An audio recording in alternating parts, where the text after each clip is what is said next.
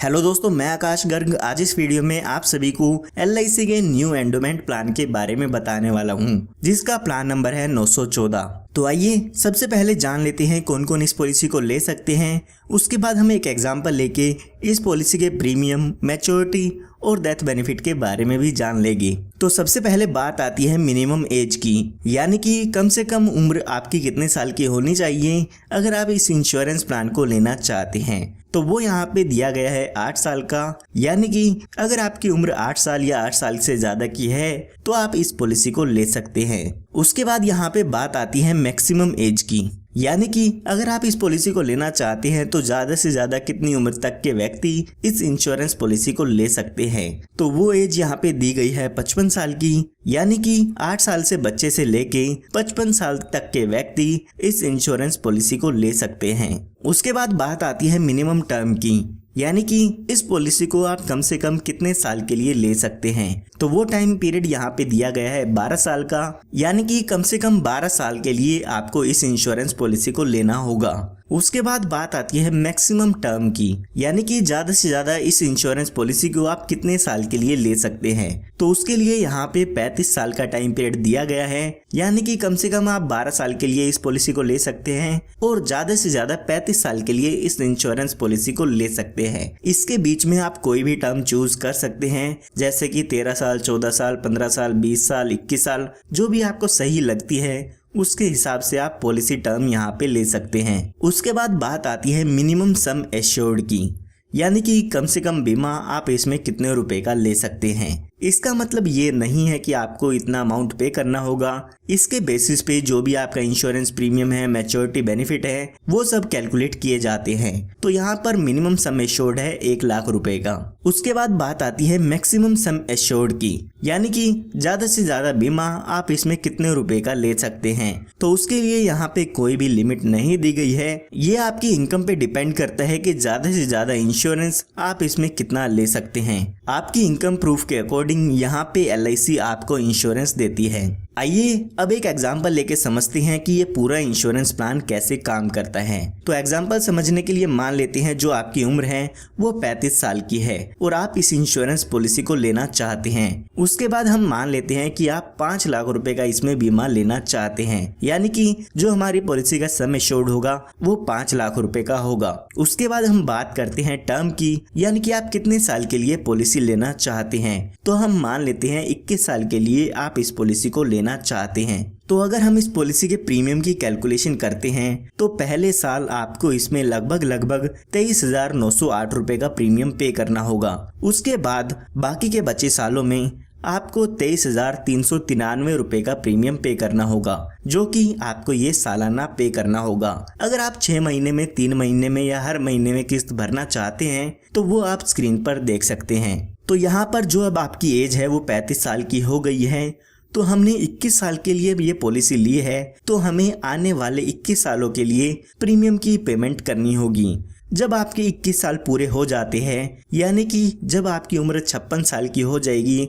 तो उस समय ये आपकी पॉलिसी खत्म हो जाती है, यानी कि आपकी पॉलिसी की मैच्योरिटी हो जाती है। और जब आपकी पॉलिसी की मैच्योरिटी होगी तो उस समय आपको लगभग 10,54,000 रुपए का अमाउंट मिल जाता है, जिसमें 5 लाख रुपए का आपका सम एश्योर्ड होता है, 5,04,000 रुपए का बोनस होता है और 50,000 रुपए का यहाँ पर फाइनल एडिशनल बोनस आपको मिल जाता है। तो ये टोटल मिला के 10,54,000 रुपए का अमाउंट आपको इसमें मैच्योरिटी पर मिल जाता है। अगर हम देखते हैं कि टोटल हमने 21 साल में कितना प्रीमियम पे किया है, तो हमने 21 साल के दौरान लगभग 4,91,768 रुपए का अमाउंट पे कर दिया है। तो आप देख सकते हैं कि आपको 21 साल में 4,91,768 रुपए पे करने होंगे प्रीमियम के। उसके बाद जब आपकी पॉलिसी टर्म पूरी हो जाती है तो उस समय आपकी पॉलिसी की मैच्योरिटी का अमाउंट आपको मिल जाता है। ये हमने बात तब की है जब पॉलिसी के दौरान पॉलिसी होल्डर की डेथ नहीं होती है। आइए अब एक एग्जांपल लेके समझते हैं कि अगर पॉलिसी होल्डर की डेथ हो जाती है तो उस समय उसके नॉमिनी को क्या क्या बेनिफिट मिल जाते हैं। तो यहाँ पर पॉलिसी शुरू होने के बाद और पॉलिसी की मैच्योरिटी होने तक कभी भी पॉलिसी होल्डर की डेथ होती है तो यहाँ पर पॉलिसी होल्डर के नॉमिनी को डेथ बेनिफिट्स मिल जाते हैं। डेथ बेनिफिट्स में सम एश्योर्ड मिलता है, इसके साथ साथ जो भी आपकी पॉलिसी का बोनस है वो यहाँ पर दिया जाता है। तो हमारे केस में मान लेते हैं पॉलिसी होल्डर की डेथ 39 ईयर्स की एज में हो जाती है। तो यहाँ पर जब भी पॉलिसी होल्डर की डेथ होगी तो उस समय जो भी आपका सम एश्योर्ड है यानी कि 5 लाख रुपए का अमाउंट मिलेगा, साथ ही साथ जितने साल भी आपकी पॉलिसी चली है उसका बोनस यहाँ पे दिया जाता है। तो 1,20,000 रुपए का बोनस हमें यहाँ पे मिल जाएगा। तो यहाँ पर टोटल डेथ बेनिफिट देखते हैं तो 6,20,000 रुपए का अमाउंट उसके नॉमिनी को मिल जाता है। आपको एक बात याद रखनी है कि जो सम एश्योर्ड है वो तो आपको मिलेगा ही मिलेगा, साथ में जितने साल भी पॉलिसी आपकी चली है उतने साल का बोनस यहाँ पे आपको मिल जाता है। यहाँ पर मैं आपको बताना चाहूंगा कि आप इसमें एडिशनल बेनिफिट्स भी ले सकते हैं, जिसके लिए आपको कुछ एक्स्ट्रा प्रीमियम देना होगा। तो यहाँ पर आप अपनी पॉलिसी में टर्म राइडर ऐड करा सकते हैं। अगर आपने अपनी पॉलिसी में टर्म राइडर लिया है और अगर पॉलिसी होल्डर की नेचुरल डेथ होती है तो उस केस में आपको यहाँ पर एडिशनल 5 लाख रुपए का अमाउंट डेथ के केस में मिल जाता है। यानी कि जो 6,20,000 रुपए का अमाउंट मैंने आपको बताया है वो तो मिलेगा ही मिलेगा, साथ में टर्म राइडर के 5 लाख रुपए और मिल जाते हैं, यानी कि टोटल 11,20,000 रुपए का अमाउंट डेथ पर मिल जाएगा। इसी तरह से यहाँ पर आप accidental death and disability benefit rider भी ऐड करा सकते हैं। यहाँ पर अगर एक्सीडेंटल डेथ पॉलिसी होल्डर की हो जाती है यानी कि एक्सीडेंट के कारण पॉलिसी होल्डर की डेथ होती है तो उस केस में यहाँ पर एडिशनल 5 लाख रुपए मिलते हैं। यानी कि जो बेनिफिट मैंने आपको बताए हैं वो तो मिलेगा ही मिलेंगे, साथ में एक्सीडेंटल डेथ बेनिफिट राइडर के 5 लाख रुपए भी आपको मिल जाएगी या आपके नॉमिनी को मिल जाते हैं। तो अगर आप ये बेनिफिट्स अपनी पॉलिसी में ऐड कराना चाहते हैं तो आप ये बेनिफिट्स ऐड करा सकते हैं। उसके बाद LIC ने यहाँ पर आपको एक बेनिफिट और दिया है, वो है सेटलमेंट ऑप्शन का। LIC यहाँ पर आपको कहती है कि आपका जो भी मैच्योरिटी का अमाउंट है यानी कि जो भी आपको पॉलिसी खत्म होने पर अमाउंट मिलना होता है उसको आप हमसे इंस्टॉलमेंट में ले सकते हैं। उस अमाउंट को आप 5, 10 या 15 साल के इंस्टॉलमेंट में हमसे ले सकते हैं। जो भी इंस्टॉलमेंट का अमाउंट होगा उस पे LIC आपको इंटरेस्ट भी देती है।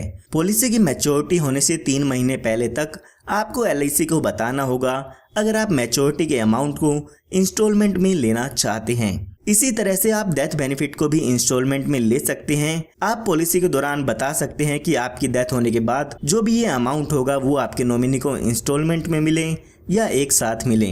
अगर आप इस ऑप्शन को लेना चाहते हैं तो ले सकते हैं, वरना आप अपने पैसे को एक साथ भी ले सकते हैं। उसके बाद यहाँ पे आपको कुछ और बेनिफिट मिल जाते हैं इस पॉलिसी में। तो आइए बात करते हैं इसके अदर बेनिफिट्स की कि इसमें आपको कौन कौन से और बेनिफिट मिल जाते हैं। तो यहाँ पर आप अपनी पॉलिसी में एडिशनल बेनिफिट्स ले सकते हैं जिसे हम राइडर्स कहते हैं। तो आप अपनी पॉलिसी में टर्म राइडर ले सकते हैं, accidental death and disability benefit rider ले सकते हैं या फिर आप एक्सीडेंटल बेनिफिट राइडर ले सकते हैं। इसी के साथ साथ यहाँ पे आप क्रिटिकल इलनेस राइडर भी ले सकते हैं। अगर आप बच्चे के नाम पर ये इंश्योरेंस पॉलिसी ले रहे हैं तो आप अपनी पॉलिसी में प्रीमियम वेवर बेनिफिट राइडर ले सकते हैं। कई बार ऐसा होता है कि बच्चे के फादर के साथ कोई दुर्घटना हो जाती है तो उस केस में बच्चे को वहां पर पॉलिसी का प्रीमियम पे नहीं करना होता है। उसके बाद यहाँ पे आपको लोन की सुविधा भी मिल जाती है। पॉलिसी शुरू होने के 2 साल बाद आप अपनी पॉलिसी पर लोन ले सकते हैं। जो भी लोन का अमाउंट होगा उस पर आपको इंटरेस्ट LIC को पे करना होता है। उसके बाद यहाँ पे बात आती है सरेंडर की। तो पॉलिसी शुरू होने के 2 साल बाद आप अपनी पॉलिसी को सरेंडर भी करा सकते हैं। उस समय जो भी आपकी पॉलिसी की सरेंडर वैल्यू होती है वो LIC की तरफ से आपको मिल जाती है। अगर आप 2 साल से पहले अपनी पॉलिसी को सरेंडर कराते हैं तो उस समय आपको कोई भी पैसा वापस आपका नहीं मिलता है। उसके बाद यहाँ पे बात आती है मोड ऑफ पेमेंट की, यानी कि आप यहाँ पे अपनी पॉलिसी का प्रीमियम 1 साल में भी भर सकते हैं, 6 महीने में भी भर सकते हैं, 3 महीने या हर महीने भी आप अपनी पॉलिसी का प्रीमियम भर सकते हैं। तो LIC ने यहाँ पर आपको 4 मोड ऑफ पेमेंट दिए हैं। जो भी आप मोड ऑफ पेमेंट यहाँ पर चूज करना चाहते हैं वो यहाँ पर ले सकते हैं। उसके बाद यहाँ पे LIC आपको ग्रेस टाइम पीरियड भी देती है, यानी कि अगर आप अपनी पॉलिसी की पेमेंट ड्यू डेट पर नहीं पे कर पाते हैं तो LIC यहाँ पर आपको कुछ एक्स्ट्रा दिन देती है जिसमें आप अपनी पॉलिसी का प्रीमियम भर सकते हैं। कई बार ऐसा होता है आपको याद नहीं रहता है, तो LIC ने आपको कुछ एक्स्ट्रा दिन दिए हैं जिसमें आप बिना लेट फीस के अपने पॉलिसी के प्रीमियम की पेमेंट कर सकते हैं। तो यहाँ पर अगर आपने मंथली प्रीमियम पेमेंट मोड लिया है तो 15 दिन का ग्रेस टाइम पीरियड मिलता है, और इसी तरह से इसके अलावा अगर आपने और कोई पेमेंट मोड चूज किया है तो आपको 30 दिन का ग्रेस टाइम पीरियड यहाँ पे मिल जाता है। उसके बाद यहाँ पे आपको टैक्स बेनिफिट भी मिल जाता है। तो अगर आप इनकम टैक्स रिटर्न भरते हैं तो यहाँ पर आप इसके प्रीमियम की डिडक्शन ले सकते हैं। जो भी इनकम टैक्स रूल्स हैं उसके हिसाब से आप यहाँ पे इसके प्रीमियम की डिडक्शन ले सकते हैं। इसके साथ साथ जो भी मैच्योरिटी का अमाउंट होता है या डेथ बेनिफिट आपको मिलता है वो भी यहाँ पर इनकम टैक्स से एग्जेम्प्ट होता है। इनकम टैक्स के सेक्शन 1010D में यहाँ पर आपको एग्जेम्प्ट कर दिया गया है, यानी कि आपको मैच्योरिटी और डेथ के क्लेम पर कोई भी टैक्स नहीं देना होगा। उसके बाद यहाँ पे बात आती है रिवाइवल की।